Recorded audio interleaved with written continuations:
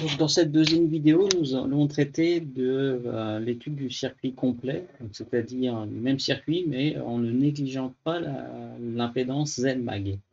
Et étant donné que cette impédance ZMAG donne naissance à une maille supplémentaire, on ne peut plus se borner à l'étude d'une simple maille et à l'application du pont diviseur de tension, par exemple.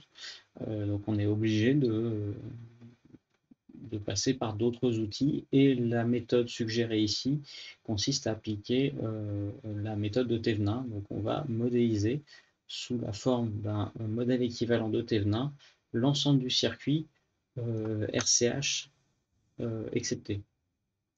Euh, donc vous pouvez voir sur la figure que RCH se trouve branché entre les bornes A et B du circuit, et donc on va modéliser tout le reste du circuit sous une forme équivalente de Thevenin. Donc la question 29.7 consiste d'abord à calculer ETH. Donc on va passer au tableau.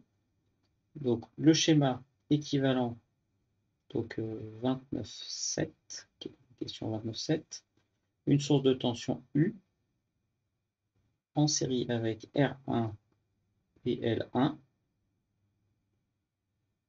Ensuite, l'impédance ZMAG. Et ensuite, la résistance R2 et l'inductance L2. Et pour finir, les deux bornes A et B. ZMAG étant là. Et ICH est ici. Donc, calcul de ETH. ETH, qu'est-ce que c'est? C'est égal à la tension VAB, la tension entre les bornes A et B, lorsque ICH est égal à 0. Donc, or, si ICH est égal à 0, qu'est-ce qu'on peut dire? On peut dire que la tension aux bornes de L2 est nulle et la tension aux bornes de R2 est nulle également. Et donc, le VAB qui est égal à ETH, donc si ICH est nul, qui est le cas ici, et bien on s'aperçoit que elle se retrouve aux bornes de ZMAG. Et donc R2 en série avec L2 disparaît de notre étude. Et donc on se retrouve à nouveau confronté à un circuit constitué d'une seule maille, à savoir la source de tension U en série avec R1, L1 et ZMAG. Le calcul de ETH ne pose alors plus de problème, vu qu'on peut appliquer la formule du pont diviseur de tension. ETH est égal à U fois ZMAG sur ZMAG plus R1 plus JL1 oméga. Donc voilà pour la question 29.7. Alors à ce niveau-là, on a une expression littérale. Il n'est pas forcément nécessaire ici de calculer une valeur numérique. Donc on peut s'arrêter là. Et donc traiter la question suivante qui consiste à déterminer l'impédance complexe équivalente ZTH. Donc, qu'est-ce que ZTH? C'est l'impédance entre A et B lorsque les sources internes du dipôle considéré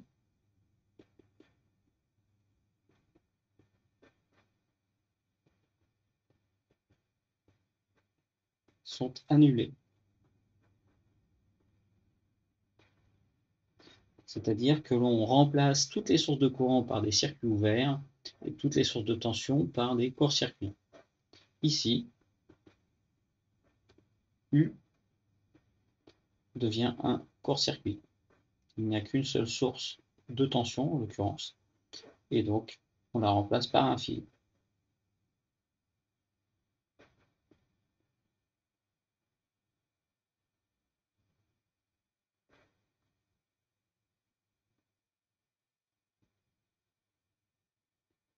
Et il est très important de reporter les deux bornes A et B, vu que c'est entre ces deux bornes-là qu'on va évaluer l'impédance du circuit. Une impédance en soi, ça n'est clairement défini que lorsqu'on a clairement identifié les bornes du dipôle considérées. Et donc là, ce dont on s'aperçoit, c'est que Z équivalent, alors ZTH, je vais garder la notation ZTH, eh bien, R2 et L2 sont en série.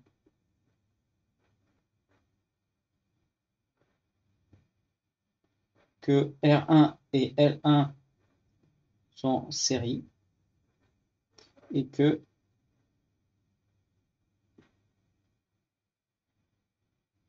R1 et L1 sont en parallèle avec ZMAG. Et qu'au bout du compte,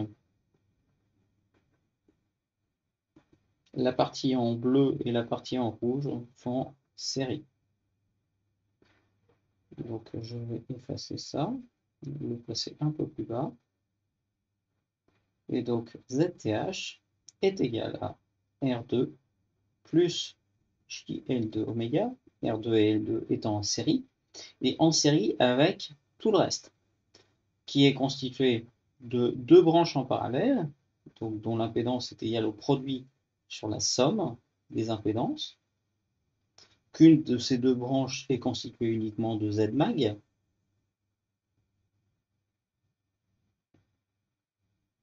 et que l'autre branche, c'est une association R1L1 en série, dont l'impédance est égale à R1 plus JL1 oméga.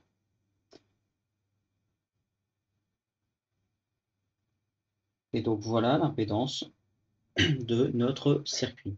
Alors malheureusement, là, le tableau est un peu plus étroit sur l'écran que sur ma tablette. Donc je vais le réécrire. ZTH égale à R2 plus JL2 oméga plus R1 plus JL1 oméga facteur de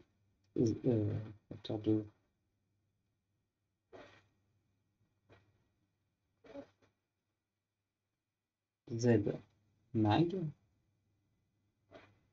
sur R1 plus JL1 oméga plus Z mag.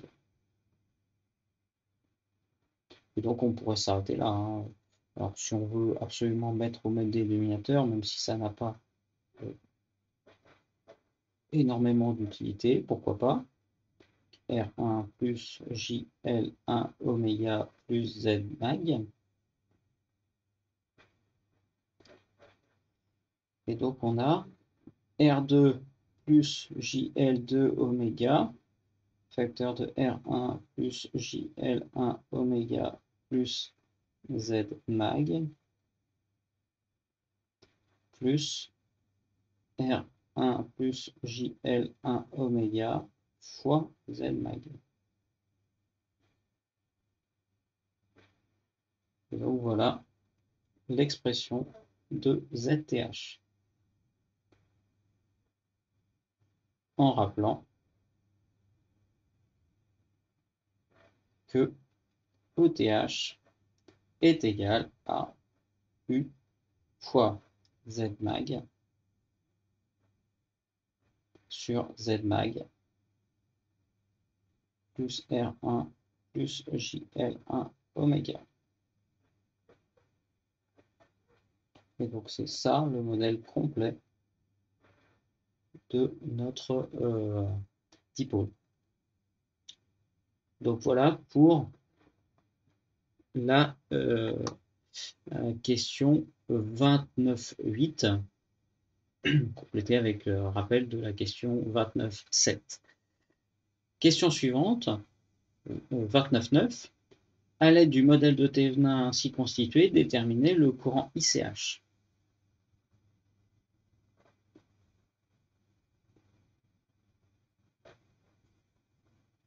Donc je repasse au tableau. Eh bien, le dipôle, une fois qu'on l'a analysé, il est équivalent à un ETH en série avec un ZTH entre les bornes A et B. Et donc maintenant, si on vient brancher une résistance RCH ici, on va pouvoir calculer le courant ICH.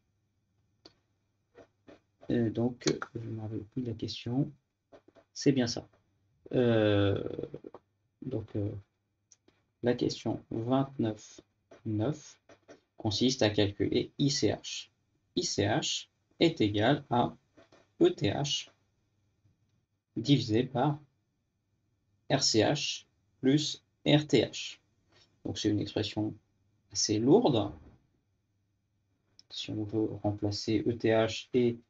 Alors, c'est pas RTH, c'est ZTH.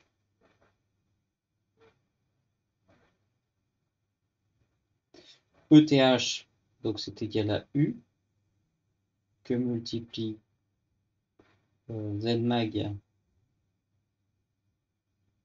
sur Zmag plus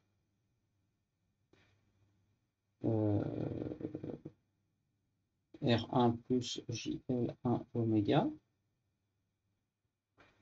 Je vérifie que je ne me suis pas trompé tout à l'heure.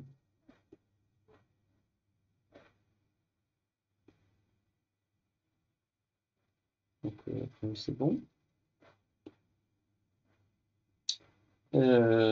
Divisé par RCH plus. Donc là, il faut que je réécrive tout ça. En espérant que je ne vais pas me tromper. JL de oméga.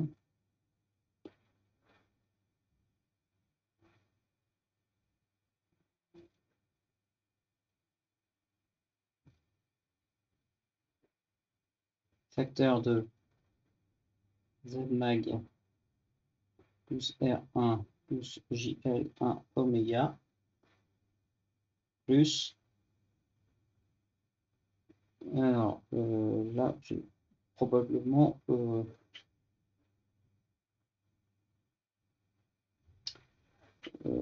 pas assez de place parce que donc derrière j'ai R1 plus JL oméga fois Zmag. Bon, on va essayer de tasser.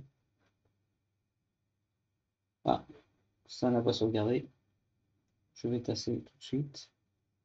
Plus, donc, R2 plus JL2 oméga, facteur de Zmag plus R1 plus JL1 oméga, plus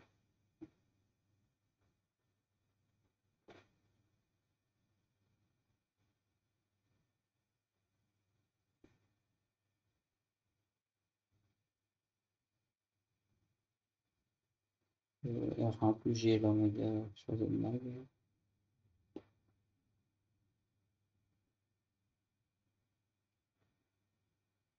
Plus Zmag, je vais le réécrire dans cet ordre-là. Plus le produit R1 plus JL1 oméga fois Zmag. Et donc là, Donc tout rentre dans l'écran, tant mieux. On s'aperçoit que ce dénominateur-là est présent au numérateur également. Et donc que l'on peut procéder à une simplification. ICH est égal à U fois Zmag. Donc je multiplie en haut et en bas par Zmag plus R1 plus JL oméga, ce qui donne du RCH facteur 2 Zmag plus R1 plus JL1 oméga plus R2 plus JL2 oméga facteur de Zmag plus R1 plus JL1 oméga plus R1 plus JL1 oméga fois Zmag.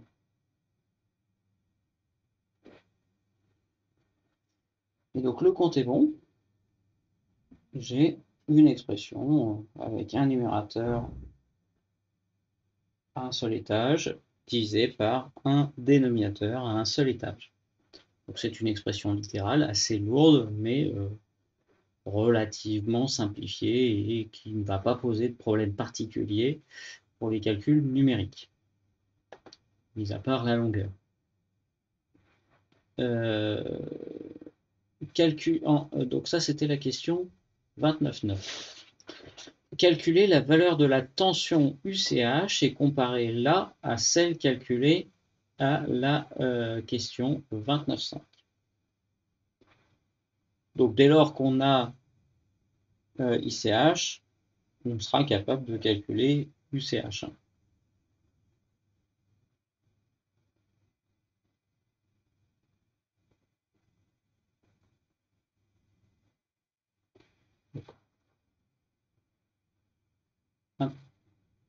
Donc, 29.10, on a finalement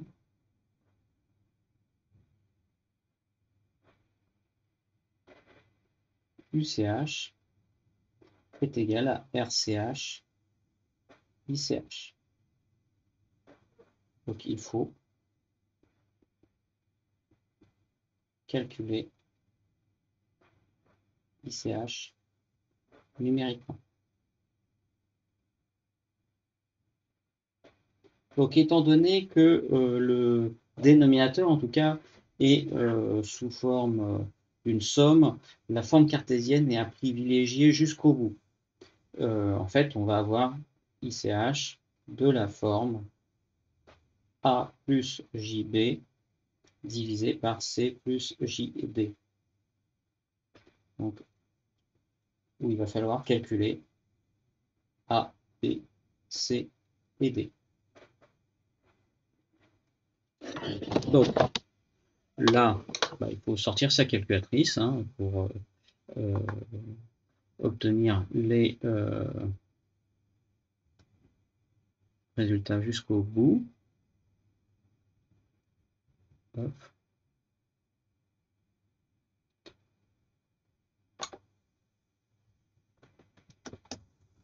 Donc l'avantage d'avoir un ordinateur, c'est que je vais pouvoir faire les calculs très facilement. R1 égale 0,3 ohms, R2 égale 0,6 ohms, L1, L1 égale à 0,6 10-3 Henri, L2 égale à 1,2 millihenri, oméga égale à 2pi fois 50, et donc on a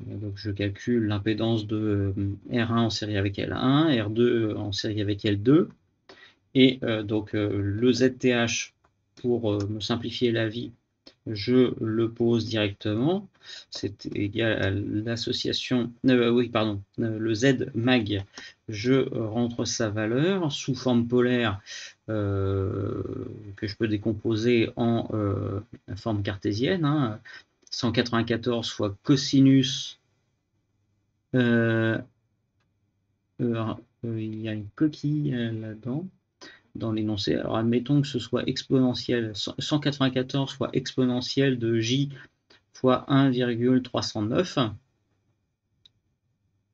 Parce que donc là, clairement, il y a une erreur de notation.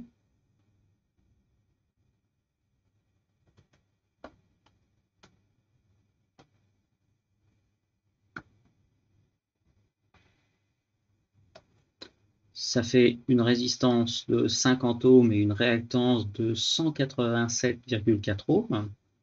Et donc, une fois qu'on a ça, on peut calculer le ZTH.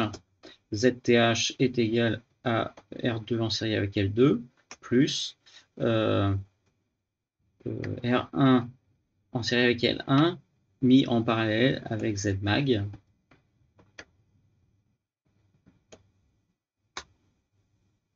Donc ça nous donne un ZTH.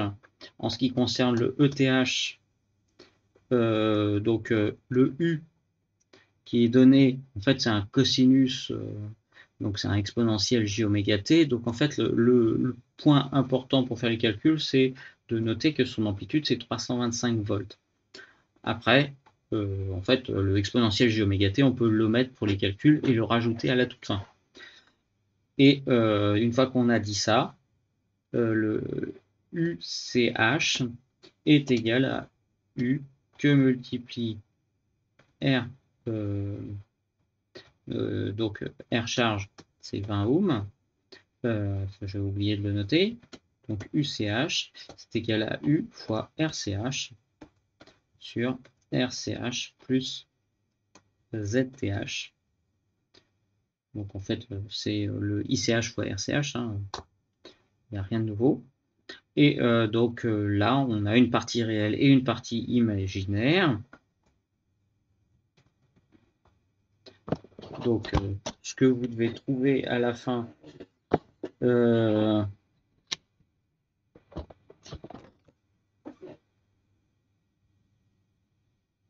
vais revenir en arrière.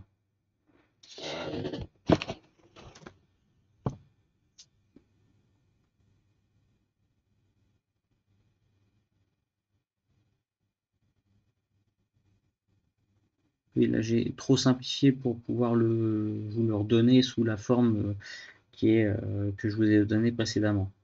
Mais bon, admettons. Le dénominateur, si je le prends tel quel, R1 plus fois L1 fois oméga plus R2 plus I fois L2 fois oméga fois Zmag plus R1 plus I fois L1 fois oméga plus R1 plus I fois L1 fois oméga. Donc attention, dans les logiciels de calcul,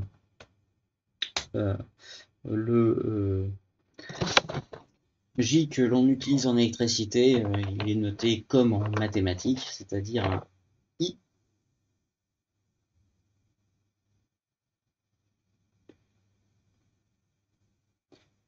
Donc C sera égal à 949,54.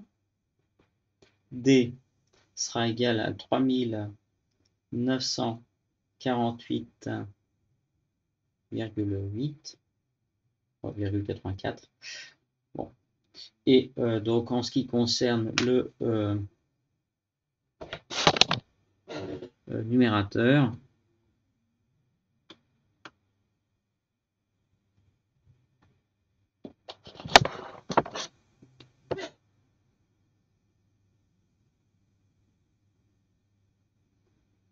donc U, je le prends purement réel, hein.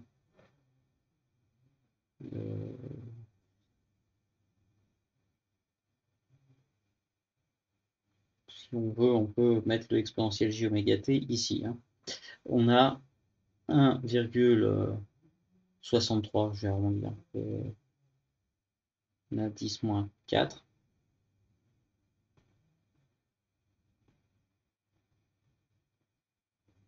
Fois 10 puissance 4, pardon. Et B égale à 6,09 10 puissance 4.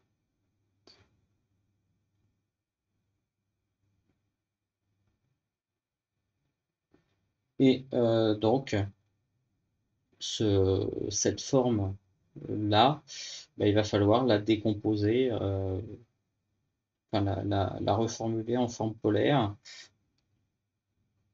Le module de A plus JB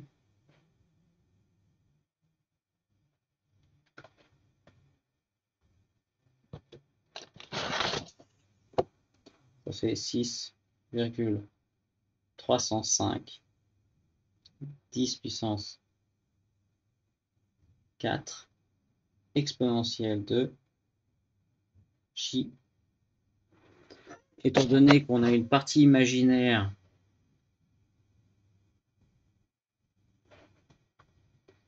qui est réelle, qui est positive et une partie réelle qui est positive, on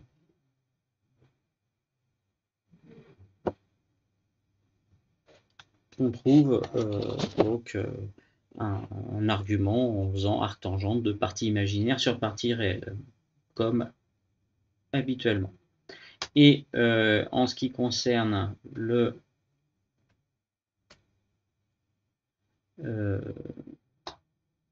dénominateur, là, le module fait 4061,4 exponentielle de J fois, et bien c'est toujours pareil, partie imaginaire positive, partie réelle positive, on peut appliquer la fonction arctangente, et donc on trouve l'exponentielle de J fois 1,3348. Et donc, une fois qu'on a calculé ces deux formes polaires, pour le module de l'ensemble, on fait le ratio des modules.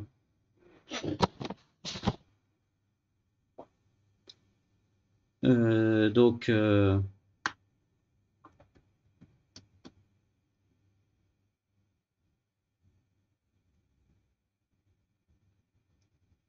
oups, je n'arrive pas à retrouver la fonction que je cherche.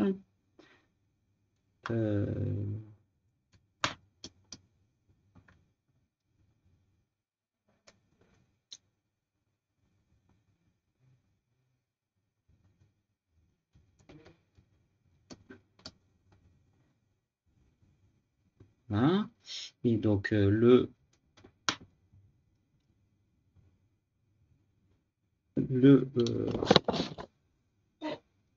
module de l'ensemble fait 15,52 exponentielle de J facteur de.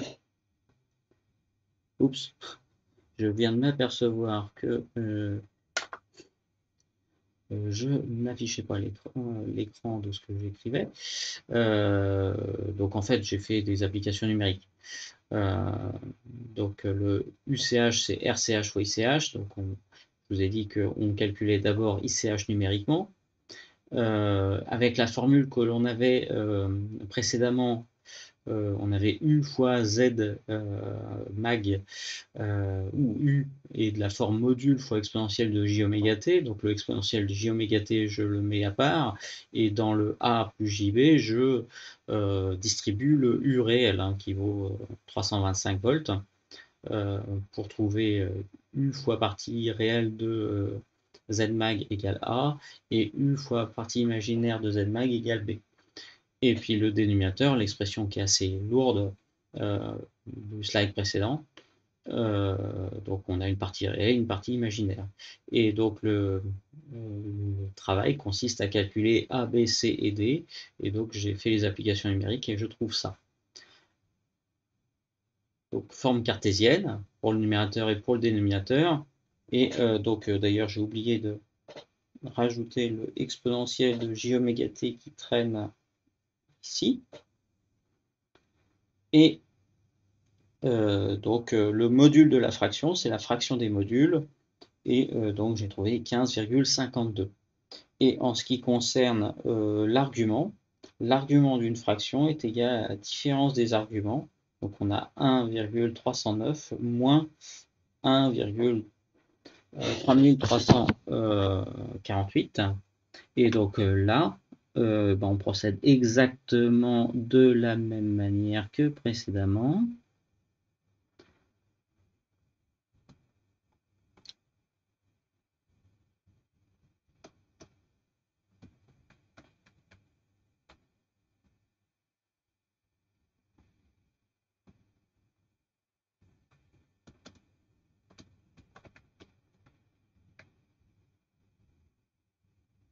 Angle du numérateur moins angle du dénominateur. Et on trouve moins 0,0258,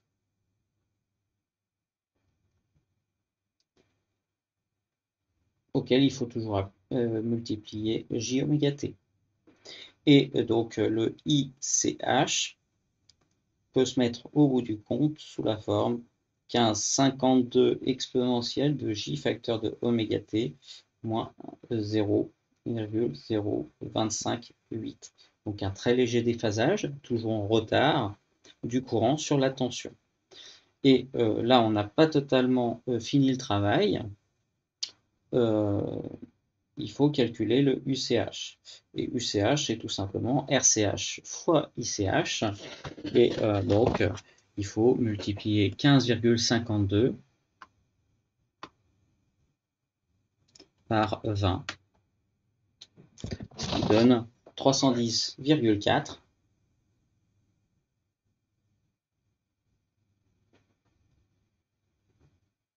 exponentielle de j facteur de oméga t moins 0,0258. Donc, au bout du compte,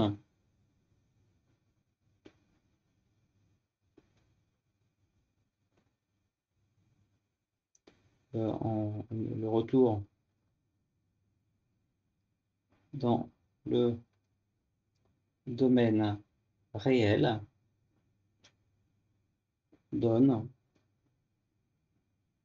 UCH de t égale à peu près à 310,4 cosinus de oméga t moins 0,0258. Donc, ça n'est pas très différent de ce qu'on avait précédemment, mais un petit peu quand même, du fait de la présence de l'impédance Z mag.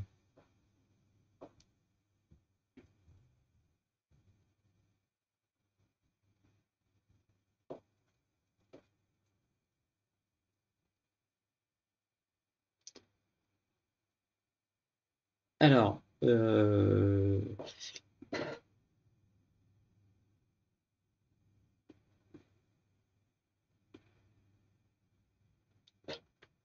le calcul précédent, donc très clairement, c'est sans l'hypothèse de cap, et donc on trouve ce résultat-là. Et on peut, comme on l'a fait la fois précédente, calculer le delta U en pourcents, qui est donc à peu près égal à 325 moins 310,4 sur 325 fois 100.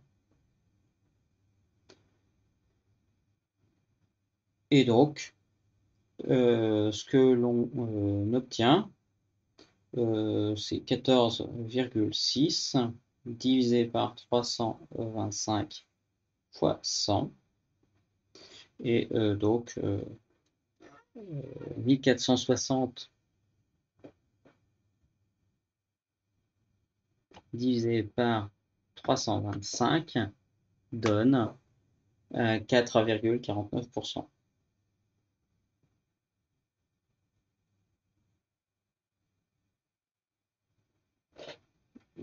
Ce qu'on avait, c'était 4,41, il me semble.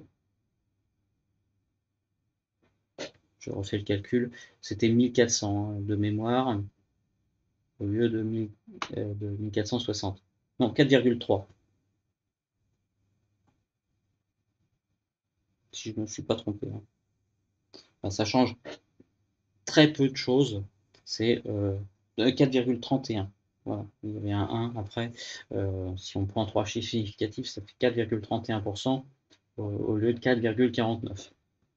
Donc, la conclusion de ce calcul, hein, c'est un petit peu ce qui est suggéré dans l'énoncé, hein, on vous demande de conclure sur la validité de l'hypothèse de Cap. Eh bien, la complexité du calcul ne se justifie pas, étant donné le peu de différence qui existe entre la méthode simplifiée et la méthode sans hypothèse simplificatrice. Donc c'est bien pour ça d'ailleurs que cette hypothèse porte un nom, c'est qu'elle est utilisée en pratique, hein, et elle est parfaitement justifiée. Donc voilà, c'est tout pour cette vidéo.